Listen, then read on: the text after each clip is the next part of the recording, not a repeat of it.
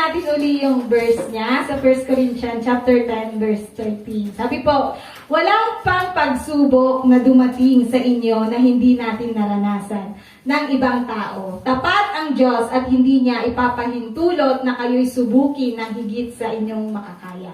Sa halip pagdating ng pagsubok, bibigyan niya kayo ng lakas upang makayanan ito at ng paraan upang malampasan ito. Amen? So, di ba, napakaganda kung titignan mo, di ba, sa buhay natin. Marami tayong pagsubok. Kumbaga, lahat nararanasan natin. Sa tingin natin yung mga nararanasan nating mga suffering, problema sa financial, problema sa pamilya, akala natin minsan pinaparusahan tayo ng Diyos. Kasi di ba, kadalasan pag may mga problema tayo, lalo na yung pinakamatindi, yung talagang hindi mo na kayang isolve, sino ang una nating sinisisi?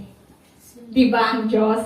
Kasi minsan, akala natin pinahihirapan tayo ng Panginoon. Akala natin na yung mga nangyayari sa buhay natin is consequences ng mga ginawa natin sa ating buhay. Pero minsan ba naisip nyo, yung mga nararanasan nating mga suffering, problema, is isa yung test para sa atin. Amen. Diba? Kasi hindi naman yan ibibigay sa atin ng Panginoon. Sabi nga, diba, hindi yan ibibigay sa atin o pahihutulutan sa atin ng Diyos kung hindi natin kakayanin. So, diba, minsan ba naisip nyo yung mga problema financial, problema sa pamilya, problema sa love life, at sa lahat ng problema, hindi nyo ba naisip, minsan is isa itong test sa buhay natin na kailangan nating ipasa sa ating Panginoon. Kasi di ba kung sa school nga, di ba, pag may exam tayo, di ba, kailangan natin ipasa yung exam natin na yun para pumunta tayo sa another level. Di ba? Kung grade 1 tayo, kailangan natin maipasa yun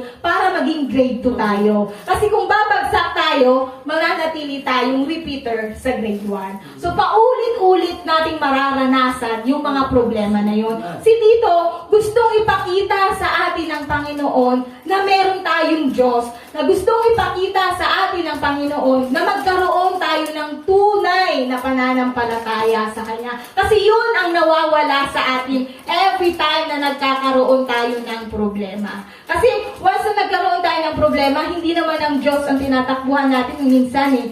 Gagawin natin yung the best muna natin na masolusyonan ang lahat ng mga problema na yun. Kasi minsan ma-pride tayo eh. Kaya kumbaga, kaya natin to, lahat kaya natin, pero doon natin nakakalimutan na may Diyos pala. Di ba parang gusto kong i-ano sa inyo yung kwento ng buhay ni Job. Kasi talagang masyado siyang tapat sa Panginoon, hindi siya gumagawa ng mga bagay na hindi kalugod-lugod sa Panginoon. So si Job, isa siyang tapat na alagad ng Panginoon. So dahil siya ay tapat, minsan ito sa tawag dito, sa Job chapter 1 verse 5. 6 sabi niya, dumating ang araw na ang mga anak ng Diyos ay humaharap kay Yahweh.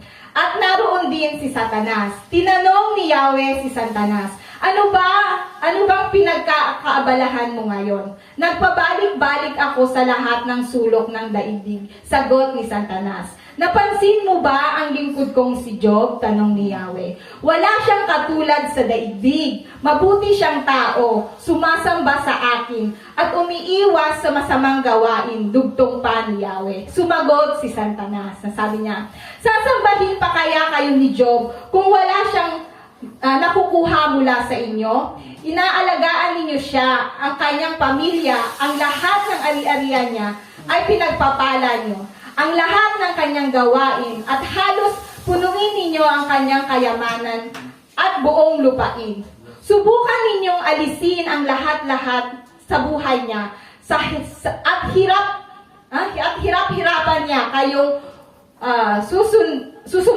harap-harapan niya kayong susumpain. Sinabi ni Yahweh kay Satanas, kung ganon, gawin mo ng lahat ng gusto mong gawin sa kanya, huwag mo lamang siyang sasaktan. At umalis si Satanas at sa harapan ni Yahweh. Di ba? Kung titignan nyo, lahat ng mga problema na meron tayo, yung mga nararanasan nating suffering, inaalaw yan ng Diyos. Pero hindi siya ang may gawa ng suffering natin. Inaalaw niya lang si Satanas na maranasan natin yung mga suffering na yun. Kasi doon mapapatunayan kung gaano tayo katapat sa ating Panginoon. Diba sabi nga kanina sa exhortation ni Pastor Crisan, paano mo nga naman kasing malalaman na ang Diyos natin is manggagamot kung hindi ka magkakasakit? Amen. Diba? Paano mo nga naman malalaman kung ang Diyos natin is magpo-provide kung hindi ka mahihirapan financially?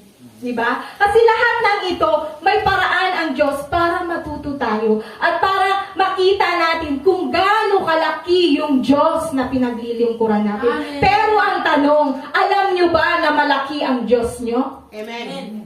Kasi kung alam nyong malaki ang Diyos na pinaglilingkuran nyo, hindi kayo matatakot anuman yung mga problema na meron kayo. Maging financial man yan, sa pamilya man yan, kaya nyong lampasin. Di ba? Kasi yun ang sinabi niya hindi pahihintulutan ng Diyos na tayo magkaroon ng problema na hindi natin kakayanin. Ang kailangan lang is yung matuto tayong magtiwala sa Kanya. Matuto tayong yung pananampalataya natin yung pananampalataya natin sa Panginoon is hindi lang gaputil. Ang gusto niya is gabundok. Kasi kung ang ating pananampalataya o yung pagtitiwala natin sa Diyos, sinasabi ko sa inyo, kahit gaano pa karami ang problema na ibato sa atin ng mundong ito, hindi tayo matitinag. Hanggat alam natin yung salita niya, hanggat alam natin yung mga pangako niya. Kasi di ba, sabi nga, kung kilala natin kung ano yung boses ng ating Panginoon, hindi tayo maliligaw. Kasi every time naggagawa tayo ng hindi maganda, meron tayong konsensya, meron tayong Holy Spirit. Yan yung iniwan sa atin ng Panginoon bago siya umakyat sa langit. Diba? Yun yung tutulong sa atin para i-stop tayo sa mga maling gawain. Nararanasan nyo ba yun? Yung minsan may parang bumubulong sa inyo? O baka ang naririnig nyo is yung bulong ng kaaway, hindi yung bulong ng Diyos. Kasi hindi natin alam yung boses ng Diyos, diba? Kasi kung alam natin yung boses ng Diyos, alam din natin kung ano yung pangako ng Diyos sa buhay natin. Alam nyo ba kung ano yung pangako ng Diyos sa buhay natin? Yun yung Jeremiah 29:11. Walang hindi magandang plano sa atin ng Panginoon, kundi ma-prosper tayo sa mundong ito. Lahat ng mga inilaan niya sa buhay natin is maranasan natin. Sabi nga, naalala ko yung sa sinabi ni Bishop, yung mga bagay na hindi pa napangyayari sa buhay natin. Kasi di ba, ginawa tayo ng Diyos, nilikha tayo ng Diyos, may plano siya sa atin. Hindi naman niya planong maupo lang tayo dyan. Hindi lang naman niya plano na maglayas-layas tayo sa labas. Hindi naman niya planong magwalwal ka lang dyan. Hindi naman niya planong mag-TikTok ka lang dyan habang buhay, di ba? Kaya nga meron tayong simbahan, meron tayong mga taong nagdi-disciple, meron tayong mga taong nag-aanyaya sa atin. Kasi ang gusto ng Diyos, yung pagdating ng araw, yung magkakasama tayong haharap sa kanyang paanan. Baka pagdating ng araw, yung iba, di ba, makita nyo na lang nasa baba at kayo yung nasa taas. Di ba, kung mas gugustuhin nyo yung nasa taas tayo, di ba? Hindi yung nasa baba. So, di ba, kagaya nga nun, trinay ni Satanas na alisin ang lahat kay Job, yung kayamanan niya, yung kayamanan niya, yung pamilya niya. So, sabi ni Satanas, kahit mawala yun sa kanya, hindi pa rin siya matitinag. Kasi pwede niya uling gawin ng paraan yun para mabalik sa kanya. So sabi uli ni Satanas, ng Panginoon, ni Satanas sa Diyos. Sabi niya naman sa chapter 2, verse 3.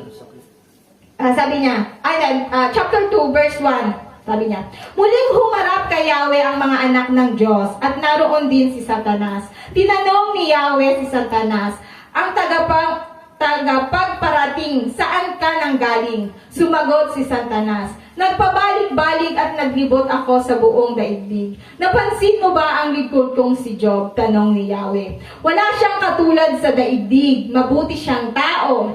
Sumasamba sa akin at umiiwas sa masamang gawain. Hinimok mo akong Pinsalain siya kahit walang sapat na dahilan, subalit nanatili pa rin siyang tapat sa akin, sabi ni Yahweh. So kahit nawala yung mga kayamanan ni Job, yung anak niya, yung pamilya niya, nanatili pa rin siyang tapat sa Diyos. Hindi niya pa rin tinakwil ang Diyos sa buhay niya. Kumbaga nanatili pa rin siyang naglilingkod sa Panginoon. At sumagot si Satanas, kahit anong bagay ang ibigay ng tao, huwag lamang siyang mamatay. Subukin ninyong saktan ang kanyang katawan at siguro susumpain niya kayo ng harap-harapan. Sinabi ni Yahweh, kung ganon, gawin mo ang gusto mong gawin sa kanya, huwag lamang siyang patayin. So dito nangyari yung nagkasakit si Job, yung nagkaroon siya ng ketong. Ketong yan, di ba? So, lahat ng buong katawan niya, di ba?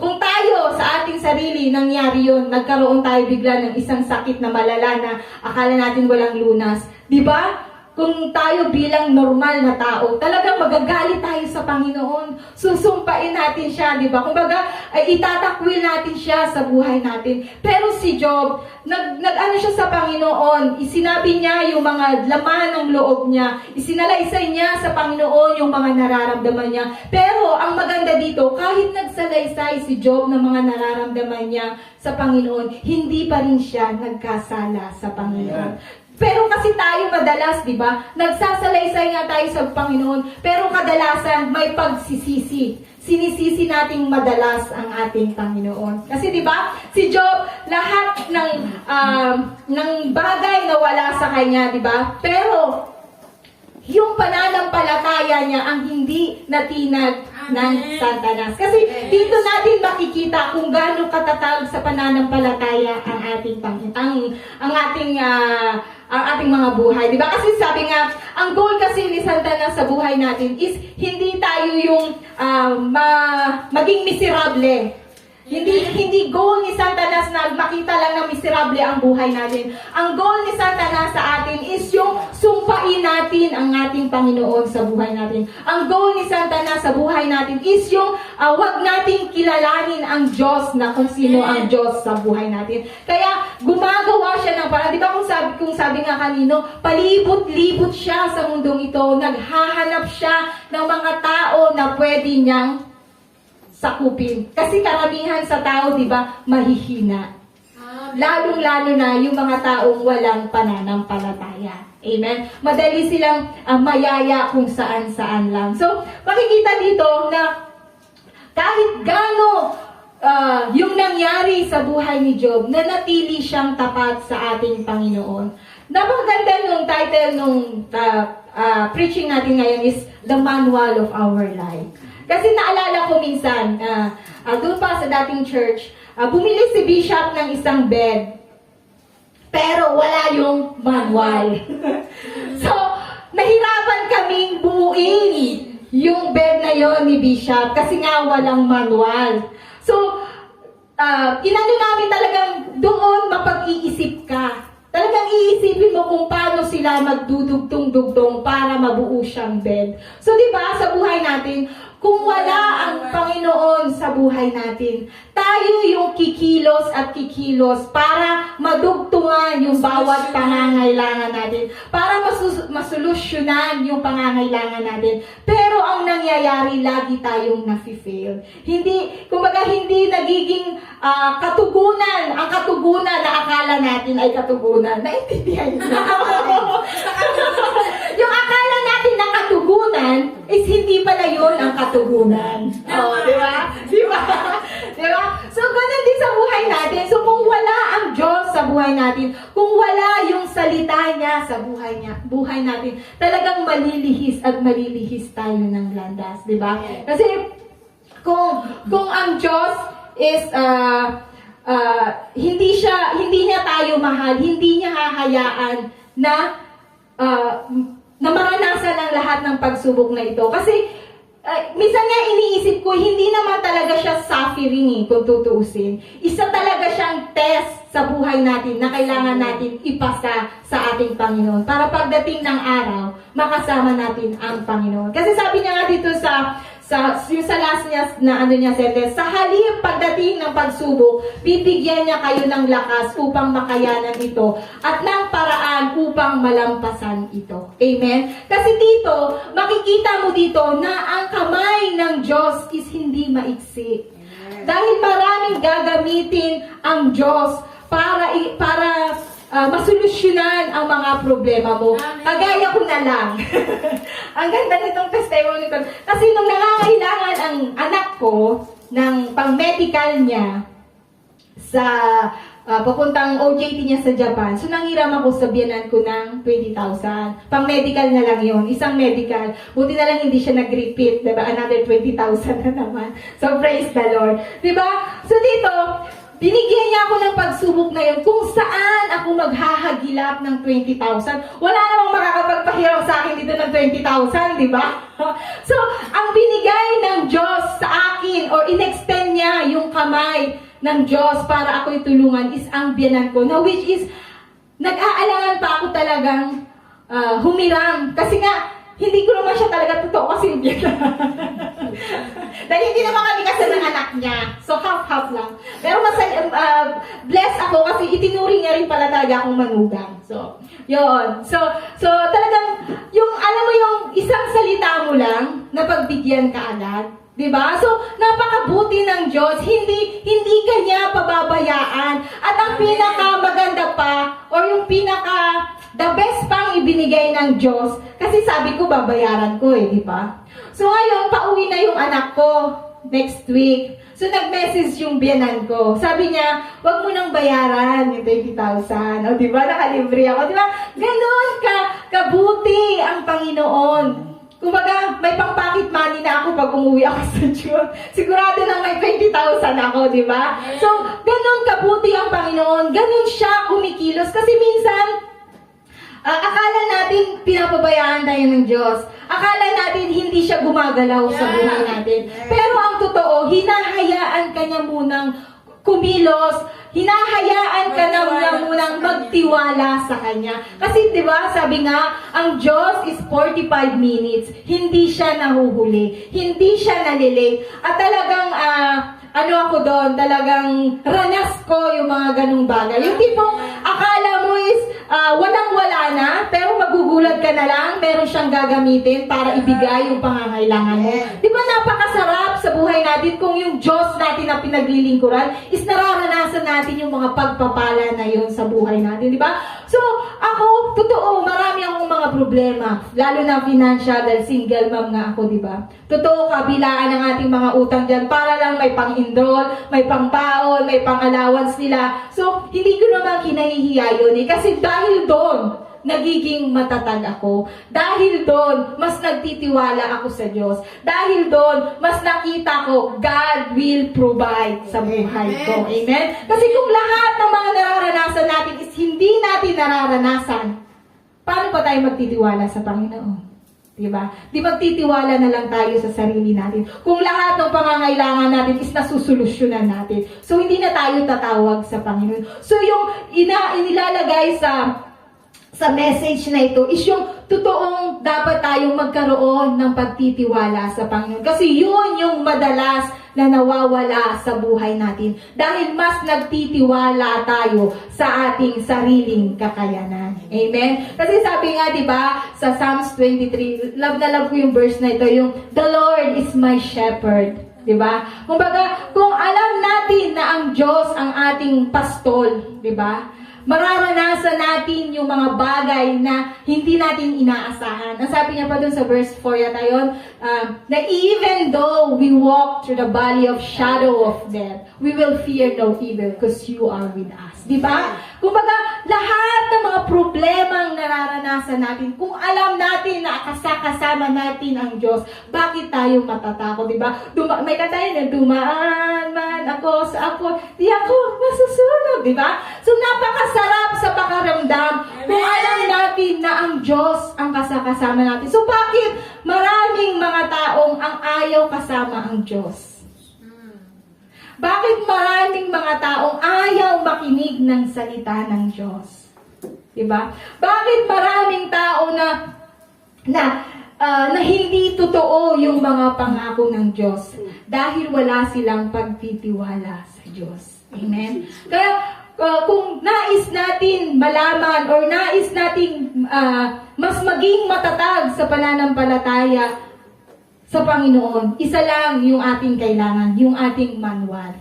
Amen? Kasi kung meron tayong manual at mahilig tayong magbasa, minsan kasi kahit may manual na tayo hindi pa rin natin binabasa dahil sa katamaran natin, di ba? So kahit may manual, di ba minsan nga, di ba, bibili ka, may manual na ha, pero dahil tinitignan mo yung sarili mong kakayanan, pipilitin mo munang buuin at hindi mo titignan yung manual na yun. Dahil ang alam mo sa sarili mo, kaya mo.